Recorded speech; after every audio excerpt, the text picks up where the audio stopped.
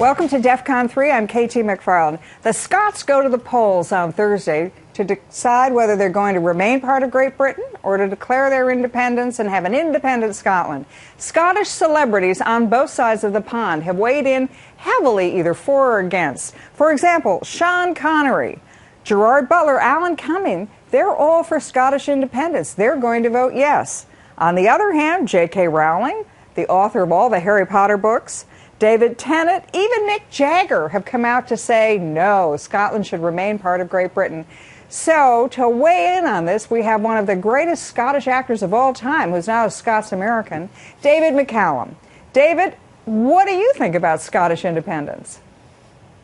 Well, I immediately go to the word consequences, because I think this particular referendum or vote is going to make a tremendous difference in the breakup of the United Kingdom, for one thing. So I think about the consequences, therefore I want to know exactly in my own mind all the things involved, from the monetary policy to this, that, and the next thing. I mean, there are dozens of different things that you should know about before you make this vote. And what worries me is that this vote is an electorate that is the dream on the one side and the reality on the other. And unless you are absolutely in possession of the facts, I think you may end up with the consequences that you didn't expect, just as we did in this country with the administration that we have here. Well, I think you're absolutely right in the consequences. What are the specifics of it? Because Alex Salmond, who's leading the charge for Scottish independence, has been very vague about the things that you're talking about: health care, taxation policy, NATO membership. All of those things have been sort of left to, maybe we'll decide that later once we've already decided to be independent. Let me get to your personal story, though. You grew up in Glasgow, is that right? I was born in Glasgow in 1933, a long time ago. And my father was an itinerant musician who ended up as, or didn't end up, he became the principal violin of the Scottish Orchestra, the London Philharmonic, and the Royal Philharmonic. So we moved a lot. We used to move everywhere where he was working.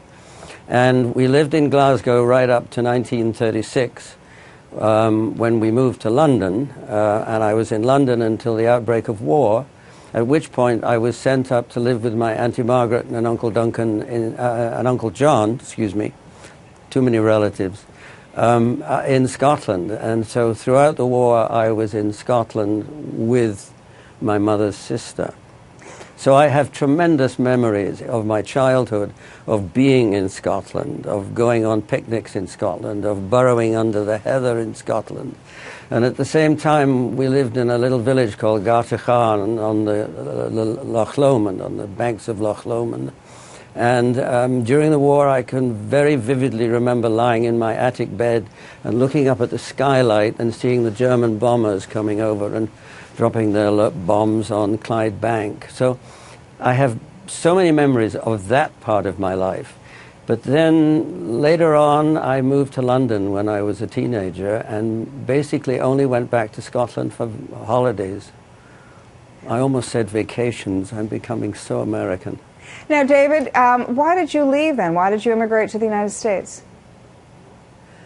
Because, basically because I felt that the United Kingdom was becoming a socialist country.